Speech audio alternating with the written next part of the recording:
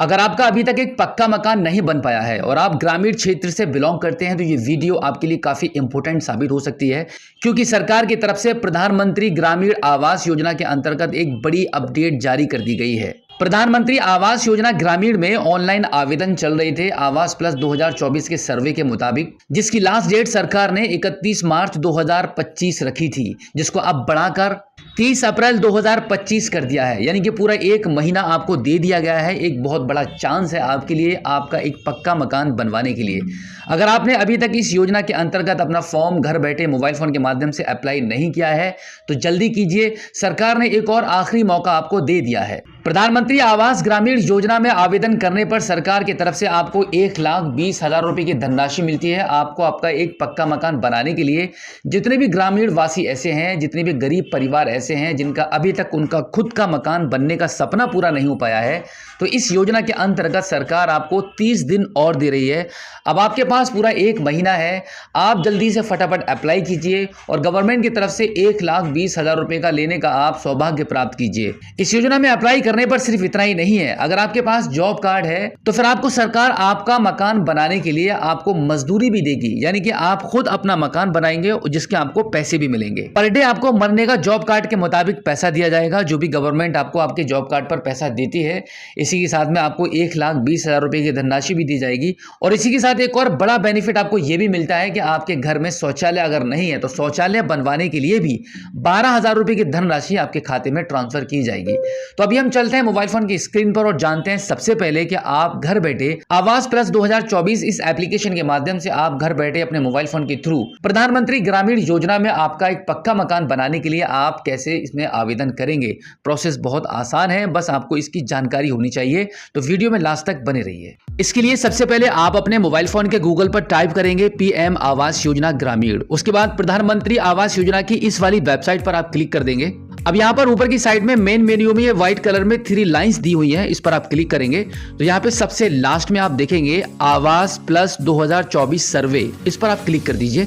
अब यहाँ से पीएम आवास योजना में अप्लाई करने के लिए आपको अब 2 एप्लीकेशन इंस्टॉल करने होंगे, जिसमें पहला है आवास प्लस 2024 सर्वे और दूसरा है आधार फेस आरडी। तो कुछ इस प्रकार से आपका आवास प्लस 2024 एप्लीकेशन आपके मोबाइल फोन में इंस्टॉल हो जाएगा। अब आप इसको ओपन कर दीजिए। अब आपकी भाषा को चूज करके डन करेंगे। अब यहाँ पे आपको कुछ परमिशंस को अलाउ करना होता है।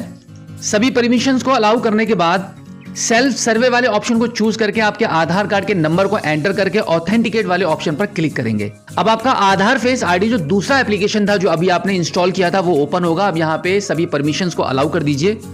अब यहाँ पे एक्चुअली आपके फेस को स्कैन करके ऑथेंटिकेट होने वाला है, यानी कि ई-केवाईसी आपकी होने वाली है। तो अब यहाँ पे टर्म्स एंड कंडीशन को एक्सेप्ट करके प्रोसीड करेंगे।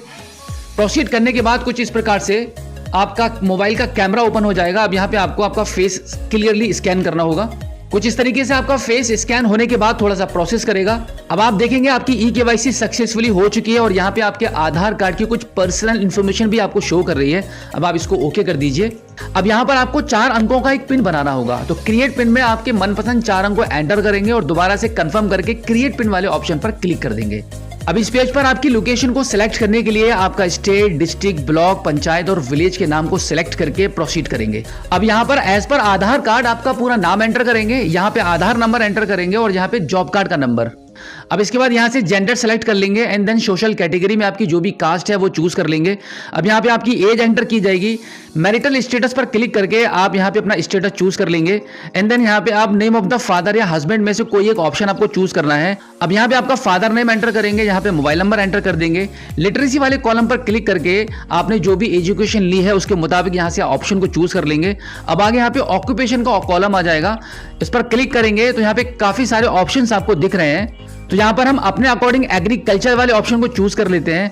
अब यहाँ पे आपका अगला कॉलम आ जाता है नंबर ऑफ फैमिली मेंबर्स, यानी कि आपकी फैमिली में जितने भी मेंबर हैं उनके नंबर्स यहाँ पे आपको एंटर करने होंगे। जैसे कि हमने यहाँ पे 3 नंबर एंटर कर दिए हैं। अब अगले कॉलम में आप देखेंगे एनी मेंबर विद डिसेबिलिटी, अगर आपकी फैमिली में कोई भी विकलांग है तो आप यहाँ पे नो या यस में आंसर दे सकते हैं। अब इसके बाद any member with critical illness, अगर आपकी फैमिली में कोई भी गंभीर रूप से बीमार है तो इस पर आप क्लिक करेंगे। अब यहाँ पे कुछ डिजीज के नाम आपको दिख जाएंगे, अगर कोई भी किसी को भी बीमारी नहीं है तो आप यहाँ पे नन वाले ऑप्शन को चूज कर लेंगे। अब इसके बाद इस कॉलम में फैमिली एनुअल इनकम को एंटर करके सेव एंड नेक्स्ट वाले बटन पर क्लिक कर देंगे। अब यहाँ पर आप देखेंगे ऐड फैमिली मेंबर्स का फॉर्म ओपन हो जाएगा, यानी कि अभी आपने जो यहाँ पे 3 नंबर एंटर किए थे आपके फैमिली सदस्यों के, उन सभी की डिटेल्स यहाँ पे आपको एंटर करनी होती है। तो बिल्कुल इसी तरीके से जो फॉर्म अभी आपने फिल किया था, बिल्कुल ऐसे ही इस फॉर्म को भी फिल करके ऐड मेंबर वाले बटन पर आप क्लिक कर देंगे।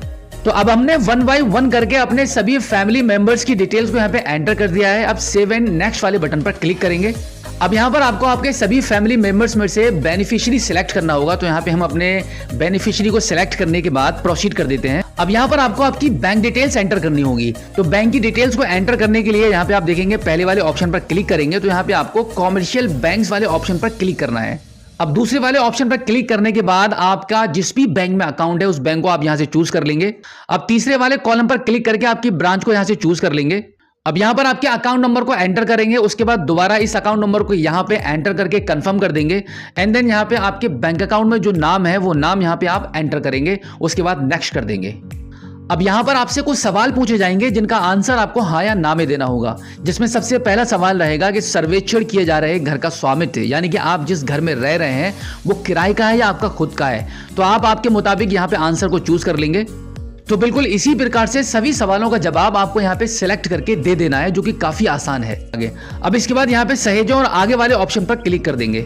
अब यहाँ पर आप देखेंगे यहाँ पे लिखा हुआ आ चुका है कि पुराने घर की छवि कैप्चर करें। यहाँ पर आप जो बॉक्स बना हुआ देख रहे हैं इस पर क्लिक करेंगे तो आपके मोबाइल फोन का कैमरा ओपन हो जाएगा। अब आपका जो घर है उसका फोटो यहाँ पे आपको कैप्चर करना होगा। फोटो कुछ इस तरीके से कैप्चर करेंगे कि आपके घर से बाहर आकर पूरे घर का फ्रंट का फोटो यहाँ पे आप कैप्चर कर लेंगे।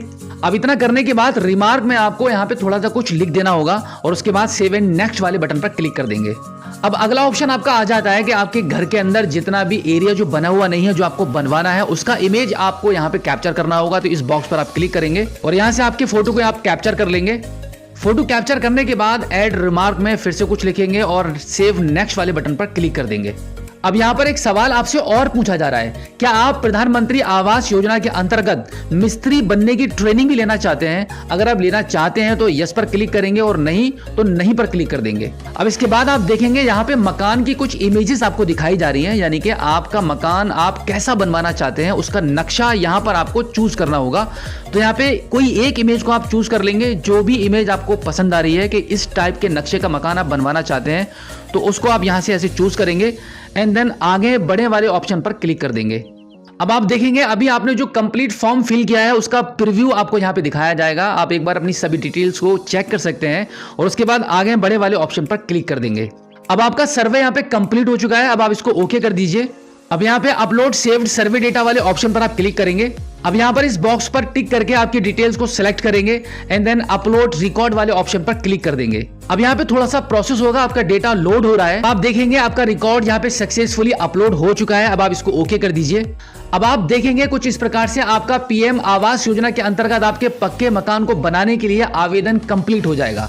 तो बिल्कुल इसी प्रकार से घर बैठे आप अपने मोबाइल फोन के माध्यम से सर्वे के लिए आवेदन करेंगे और फिर प्रधानमंत्री ग्रामीण योजना के अंतर्गत कुछ सरकारी अधिकारियों द्वारा आपके घर का सर्वे किया जाएगा और जैसे ही फॉर्म आपका अप्रूव होता है लगभग 3 किस्तों के रूप में यह पैसा प्रोवाइड करा दिया जाएगा। आपका मकान बनना शुरू हो जाएगा और साथ ही साथ में जो बेनिफिट्स मैंने आपको बताए थे, जैसे कि मरने का कार्ड अगर आपके पास है तो फिर आपको मजदूरी के पैसे भी मिलेंगे और साथ ही साथ में आपको आपके घर में एक अच्छा शौचालय बनवाने के लिए आपको 12,000 रुपये की धनराशि भी दी जाएगी।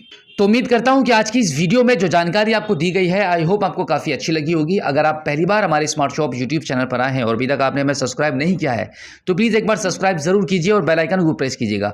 तो चलिए दोस्तों, मिलते हैं आपसे किसी और एक अगली वीडियो में एक नई जानकारी के साथ, एक नई अपडेट के साथ और एक नए जोश के साथ। तब तक के लिए जय हिंद।